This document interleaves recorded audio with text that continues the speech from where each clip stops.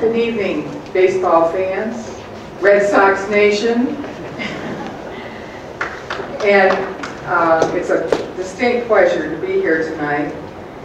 As was said, I'm Ray Ryan's granddaughter, Nancy Foye-Cox, and on behalf of Ray's family, we want to thank the Hall of Fame for this very important honor. Raymond and I, Raymond, stand up please, my husband, and Ray's great-granddaughter, Wendy Moffett. Please stand, Wendy. Are here from Ohio tonight to be with you. Yes, notice my husband's name is Raymond, and oh, by the way, I have a brother-in-law named Ramon. Unfortunately, Ramon and Sue can't get here from Atlanta, so they're not with us tonight. Raymond received his doctorate from Virginia Tech, lucky Bob, and is a lifelong rabid Boston Red Sox fan. He is very jealous because I actually met his idol, Ted Williams. I tell him that the Red Sox curse was finally lifted in 2004 because he married me in 1989. Our journey began in 1993 when we visited the Hall of Fame in Cooperstown. And there, late historian Clifford Cashline showed us Grandpa's library file. Later, I wrote about Ray and his family for the 1993 Brown County, Ohio Historical Society book. I interviewed my uncle, Joe Ryan, in depth about his and Grandpa's baseball careers in 1995. In 2007, my cousin Chris Ryan found Ray's 1909 T206 tobacco baseball card on the internet. Here it is. That's the same series as the very famous Honus Wagner card comes from. As my family's historian, I went through papers, newspapers, clippings, and photos inherited from our mother, Rose Ryan Foye. I knew Ray's genealogy, but very little about his playing career. I was 12 when he died, and our mother was born after his playing days. Add to that, Grandpa was a very modest man. Grandma Cora Ryan, his spouse of 47 years, never knew about his baseball card, or at least she didn't tell us about it. And that's probably because they didn't marry until after his 1909 season in 1911. Baseball, politics, religion, and music were all sacred to our family. I remember Grandpa as a very gentle, loving man with a full head of snow white hair and sparkling blue eyes, about 5'7" or 8 inches tall, bathed with a straight edge razor, smelled of Old Spice aftershave, and sang, "Coming through the rye," off key, and "I'll take you home again, Kathleen." Those were his favorite songs. He was an important father figure for me and my younger sisters, Jane Foye Redding, Jeanette Foye, and Susan Foye Perez, after our father died in a plane crash in 1952. Last year, I came across an article in the April online edition of Play-by-Play magazine by columnist Todd Markham, who's a Roanoke baseball fan and card collector, who said Ray Ryan belonged in the Salem Roanoke Baseball Hall of Fame. I emailed him immediately, of course, and asked how to nominate Grandpa. Ultimately, Todd was the person who nominated him. Please stand up, Todd. I wouldn't be here tonight if it weren't for Todd and for you. Born in Brown County, Ohio, in 1883, 19 years after the Civil War ended, Ray would be 131 years old in February. He was the oldest son of 14 children. His father, Dennis Joseph Ryan, was of Irish heritage and a farmer, and his mother, Molly Root, was of German descent. Ray graduated from Hayden High School in Indiana. To quote from Todd's nomination, Ryan was a significant minor league baseball player, manager, coach, team owner, and league organizer and executive, and worked in multiple team front offices from 1906 to 1956.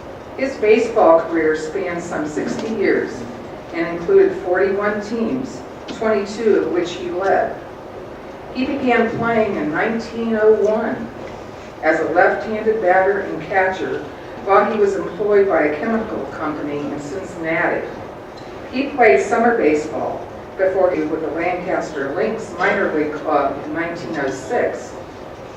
His playing career ended in 1922 with the Syracuse Stars. That's the year that he got a hit off Lefty Grove. At the major league level, he was a Cleveland Indians scout in 1922 and a phantom player for the 1910 Chicago White Sox at age 27. While he never appeared in a major league game, he went to Los Angeles with the team for one of the first spring trainings ever held in baseball, was listed on the active roster for 16 games, and then was traded to the minor league Birmingham Barons. And I am blessed to have a picture of him in the Chicago White Sox uniform at spring training in Los Angeles.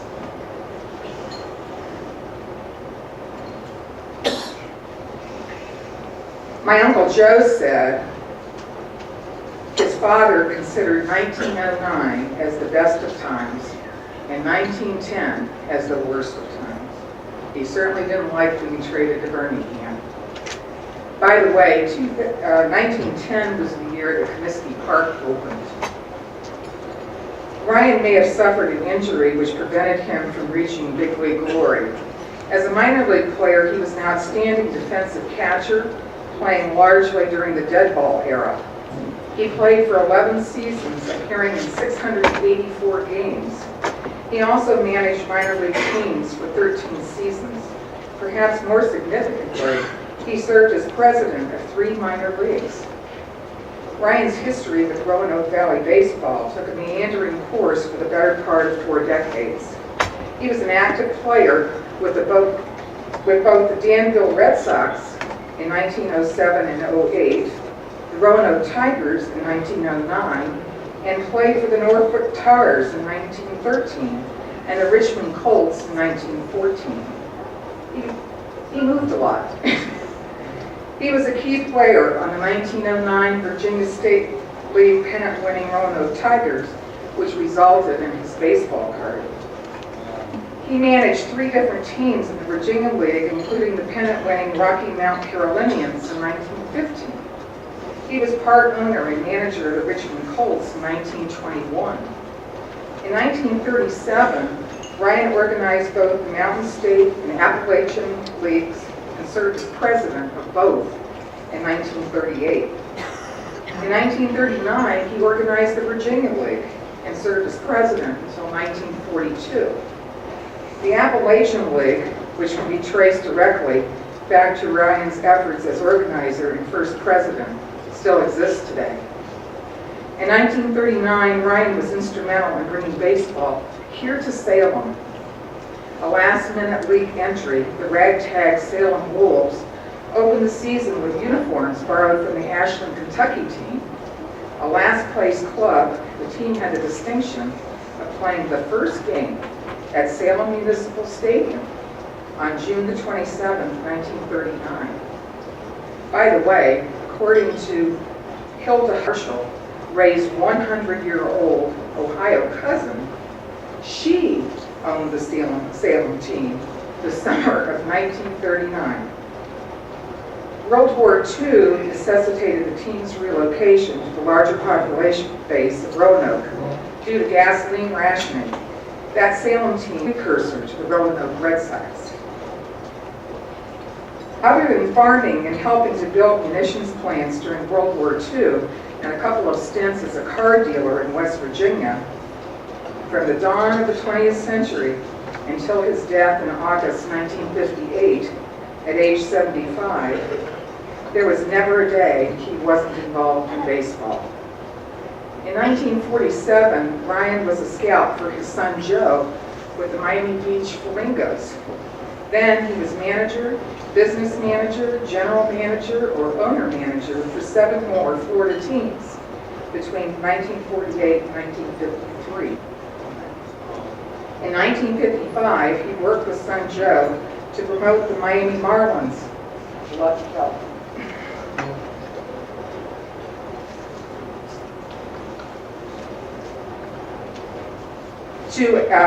He worked with his son Joe to promote the Miami Marlins to a AAA team in the International League.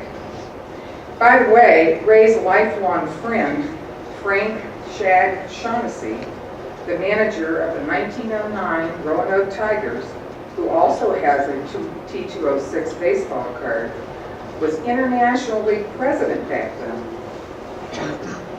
Ryan ended his career as a scout for his son Joe, who became Marlins general manager in 1956. 1956, by the way, was the year that Satchel Paige threw an exhibition pitched the exhibition game at the Orange Bowl. All 8 of Ray's children are deceased. 4 died of juvenile diabetes, and 4 survived to adulthood. Rose, Paul Romaine, Joe, and Jim. His sons were all involved in baseball, especially Joe Ryan Sr., who was general manager of the Virginia team here in 1944, and the AAA Miami Marlins from 56 to 60. Joe ended his baseball career as president of the American Association from 1971 to 1987. He won the prestigious 1986 Warren Jr. for Outstanding Minor League Executive.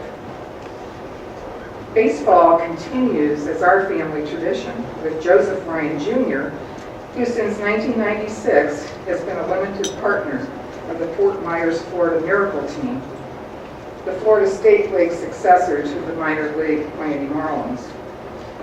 Joseph was also legal counsel to USA Baseball, the governing body of amateur baseball from 1989 to 1997. I'd like to end tonight with a quote from James Earl Jones's character, Terrence Needham, speaking to Ray Kinsella in the film Field of Dreams. I think you'll understand why I picked this one. Ray, people will come, Ray. They'll come for reasons they can't even fathom. They'll turn up, not knowing for sure why they're doing it. They'll arrive as innocent as children, longing for the past. Of course, we won't mind. They'll pass over the money without ever thinking about it, for it is money they have and peace they lack. And they'll walk out to the bleachers, sit in shirt sleeves on a perfect afternoon. They'll find they have reserved seats somewhere along one of the baselines where they sat when they were children and cheered their heroes. And they'll watch the game. And it'll be as if they dipped themselves in magic waters. The memories will be so thick, they'll have to brush them away from their faces. People will come, Ray. The one constant through all the years, Ray, has been baseball. America has rolled by like an army of steamrollers. It has been erased like a blackboard, rebuilt and erased again. But baseball has marked the time. Game, it's a part of our past, Ray. It reminds us all that once was good and could be again. Oh, people will come. People will most definitely come, Ray. I want to thank Roanoke Valley baseball fans and the Hall of Fame for all coming here tonight. Thank you.